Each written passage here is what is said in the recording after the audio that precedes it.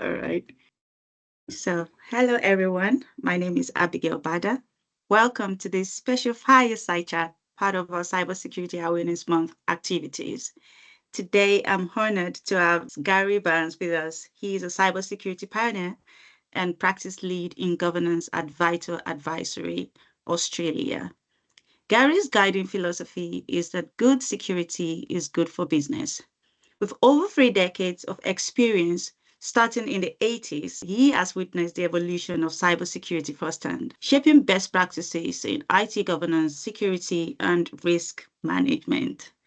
His passion for knowledge sharing and mentorship shines through his involvement with ISACA's One in Tech program, and his work has taken him across the globe, presenting in places like Japan, Fiji, and Portugal.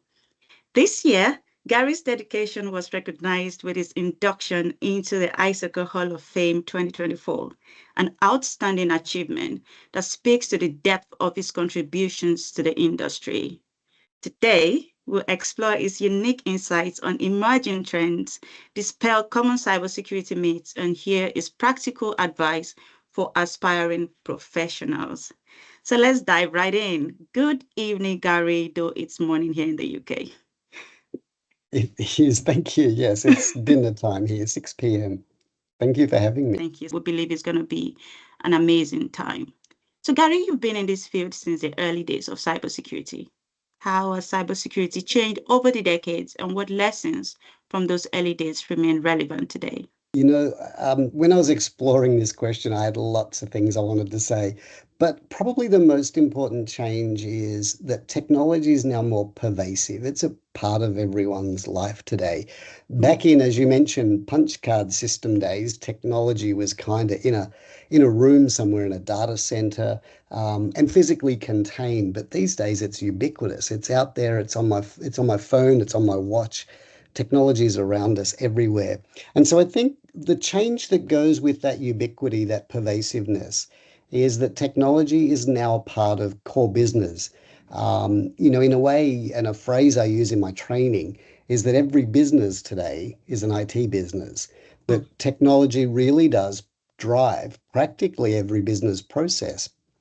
There are some where it's probably marginal, like when you ring up your local pizza shop and you order a pizza, but mhm, they still probably take your order in an IT system and they do the transaction in an IT system.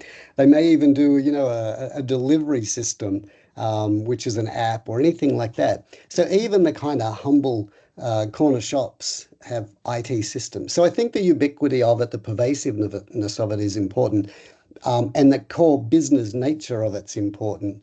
But what hasn't changed are some of the really fundamental security principles.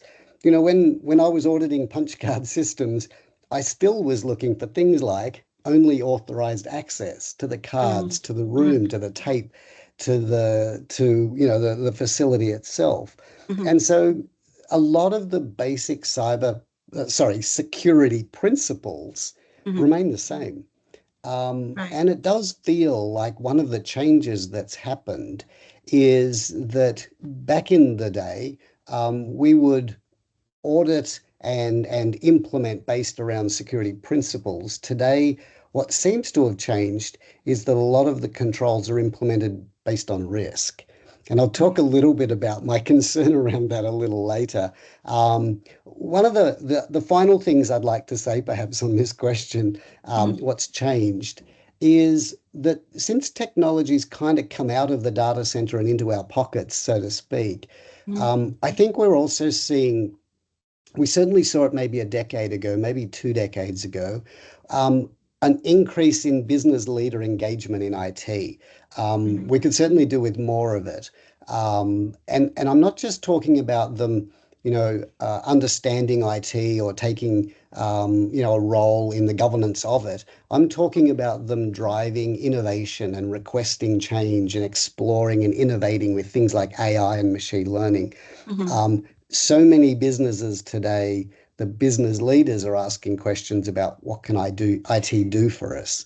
Yeah. And there are outliers that are kind of right on top of that, but there's still a challenge to get kind of board and senior executives with the right level of, if I could use the word IT savvy, Right. that enables them to make the right decisions. I think a challenge for us going forward is to try and help business understand how technology enables better business and how we make that work well.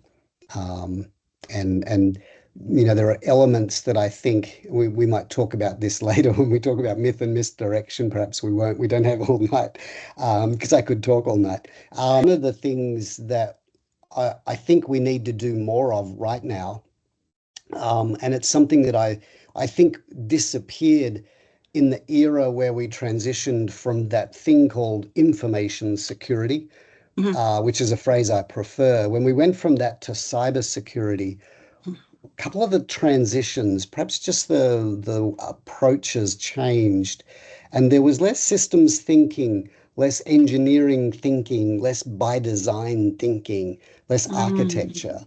and more response to external threats. Mm. And a problem that I see with the approach to cyber, you asked at the beginning what's changed in Yeah. relation to cyber.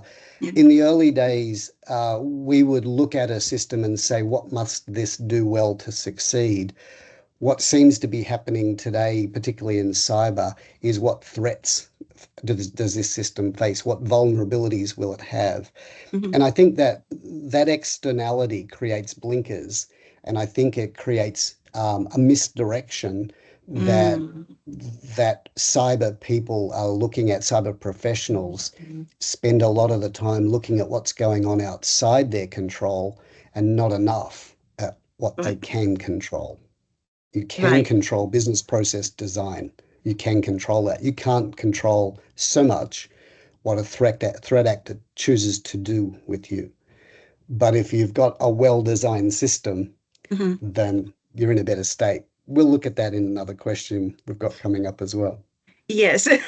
I actually like the fact that you've already, pivoted into the next question. But just before I ask, is it safe to say that in this digital landscape now, with your explanation, we're more reactive than being proactive in terms of cybersecurity? That is kind of how I feel. That's how I feel. Look at I'm opinionated, so Mhm. there may be people out there who hear this and go, no, no. But I think what I see in the cyber Mhm. profession is, and it manifests in a myth that I don't like. Right. And that myth is that if you haven't been compromised, you will at some stage. It's like saying every car on the road will crash. I don't buy that. Mm. What I do buy is that organizations that are not proactive in designing and deploying functional security that is, now I'll use a word here, optimal for their business, for their budget, for their resources, and there's COBIT right there, delivers the Right. value with the resources you have and takes the right risks. I think those systems are much better placed Right. proactively to then be reactive. But if Right. you only focus your cybersecurity framework Mhm. around responding to what threat actors may or may not do to you, then Mhm. all of the other things are likely to fall over anyway. Right. Um, we had some cyber incidents a few years ago here in Australia, and a comment I made on LinkedIn and in some training and presentations to people Mhm. was that more cybersecurity is not necessarily helpful following a cyber event. What we Right. often need is better governance. And in fact, in the incidents that we had, information governance would have Mhm. prevented or reduced the effect, the impact of the Right. event they suffered. Wow. Anyway, so there you go. Wow. Some thoughts. Awesome, awesome. Thank you so much. I think I'm just gonna move to the next one now because you've already Perfect. answered you've already answered a lot about the myths and misdirection in cybersecurity question that I had. So in order to cover many more questions, I know that we only have a few more minutes to go.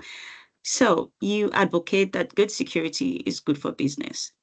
How can companies balance the need for robust cybersecurity with the demand for business agility and innovation? Sure. I love your question. I love that you've got in your question the term balance, right? Mhm. Security is about a balance. How much, and let me use some phrases, some words I use in my training. And there's a wonderful book that I would recommend people read by a writer, an author, Norman Marks. Um, and the phrase that I like to use is that we should be asking our leadership, how much risk are we willing to take? Now, Mm, that's probably third or fourth question down a series of questions.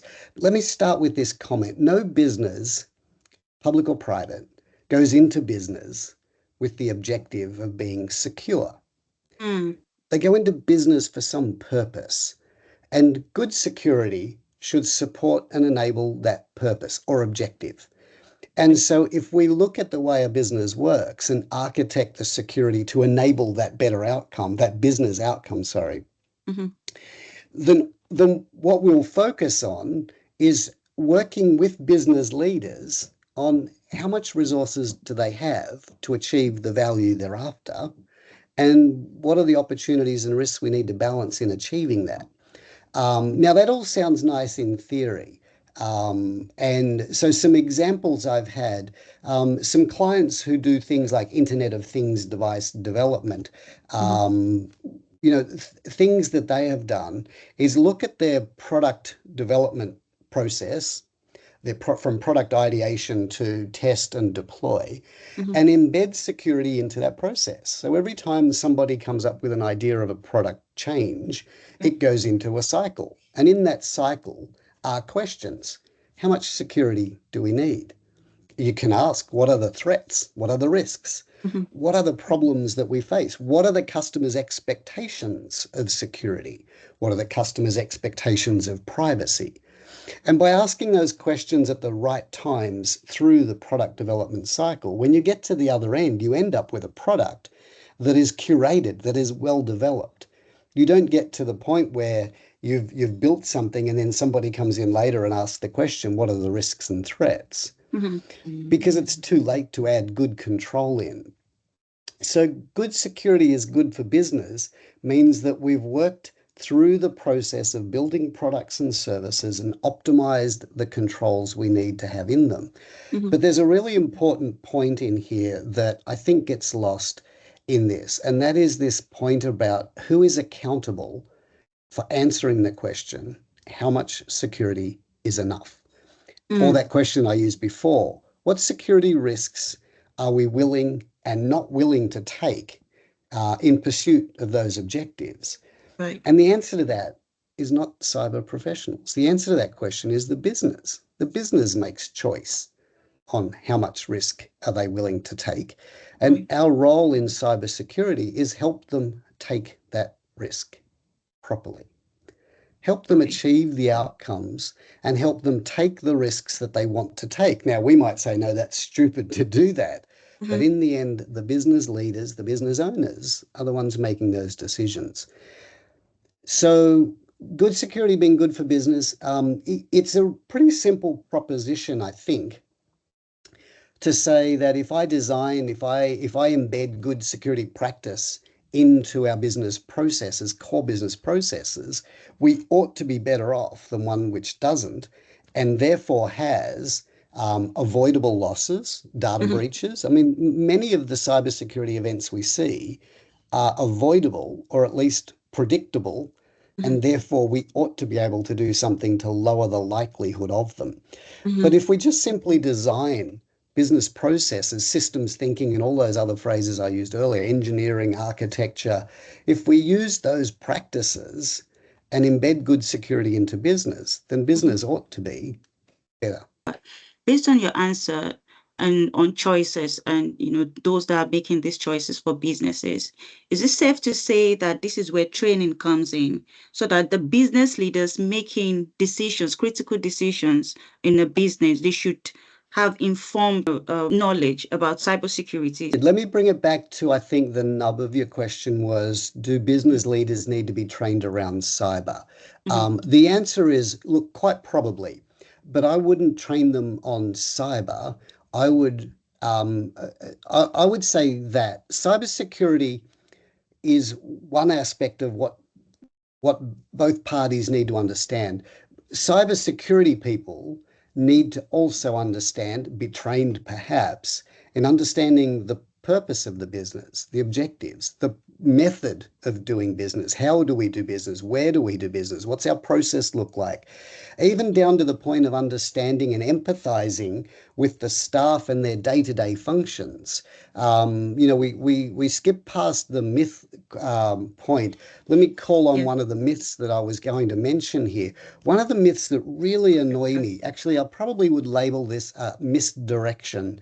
One of the misdirections that really annoys me in Mm. our industry, and it's just a simple phrase, four words: security is everyone's responsibility. The misdirection I feel with that, just like I guess the answer to the question you've posed, is that the true statement is everyone has a security responsibility in each Right. business. And the task for us in cyber is to understand that and help them execute that. But when Right. we just say security is everyone's responsibility, it allows us to step back from what they do in their day job and just deliver cyber Right. awareness and training. And cyber awareness and training stuff is your typical phishing training and, don't click on bad links and here's how to create Mhm. a password and here's what MFA looks like. And, you Yeah. know, the sort of stuff that we as cyber people want them to know. But it's a two-way street. They want us to know how they do their job. What does their job look like? Where does security interact with their day-to-day activity? And so the Right. phrase security is everyone's responsibility is, if you like, and what is the words I wrote here? It's dismissive and it's arbitrary Mm. of the understanding of everyone's day jobs. And people are, task saturated, they're undertrained, they're underskilled, they may not have enough resources to do their work. So, Right. going back to your question, do leaders need training? Yes, Mm. they need to understand how does technology enable them to do business? What are the Right. decisions we make around it? That probably involves people like CIOs and CTOs. And Mhm. how do we then embed the right security at the right places for that system, process, service, etc., to be optimal in the way it can work? And that is a Right. really powerful open discussion with business leaders. It's about making the right choices to deliver Mhm. the outcomes we're after. It's not Mhm. about the imposition of cyber people saying, well, you need to ensure you build more shields around your business because someone will attack you. They may come Right. down the track. They may be useful down the track. But a phrase that I like, it comes out of the Australian National Strategy for Cybersecurity, which is based around a model of five shields or a series Mhm. of shields. The phrase I've used that kind of really irks me about this kind of concept is that you can have as many shields around a garbage dump as you like, but unless you fix that garbage dump, it's always going to stink.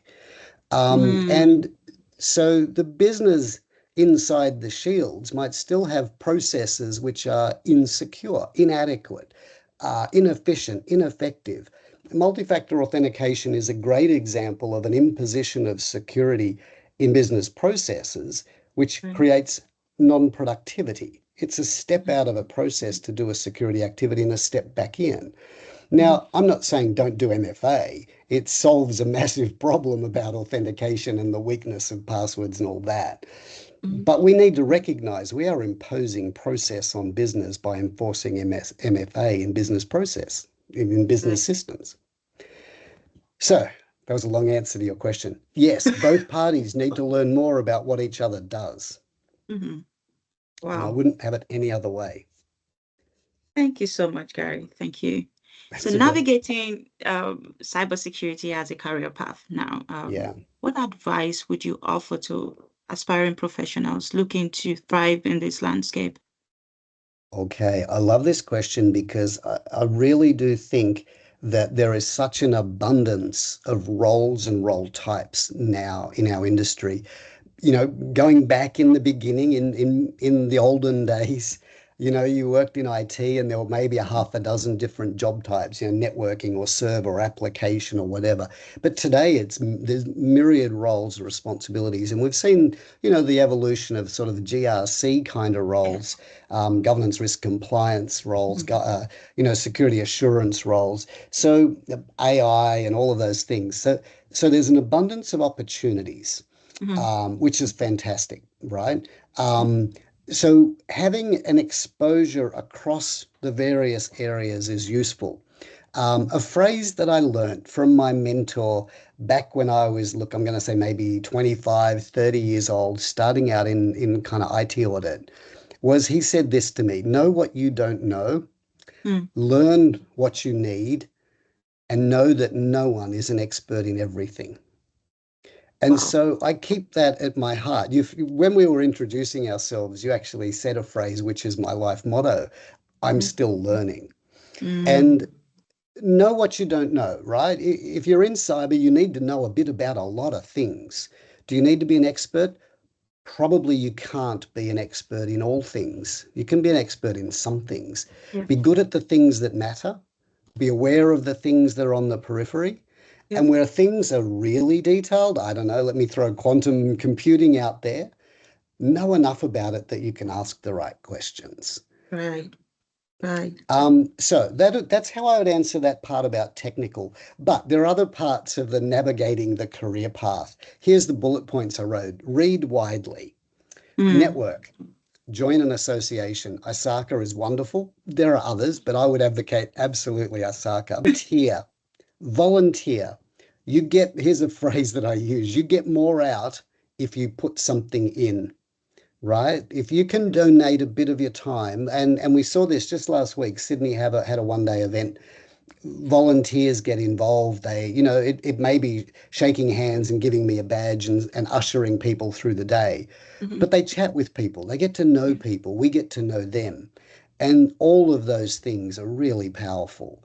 Yes. Um, a comment I would make here, another attribute of this navigating, would be aware of snake oil, right? And be aware of the junk. There's some junk stuff happening out there.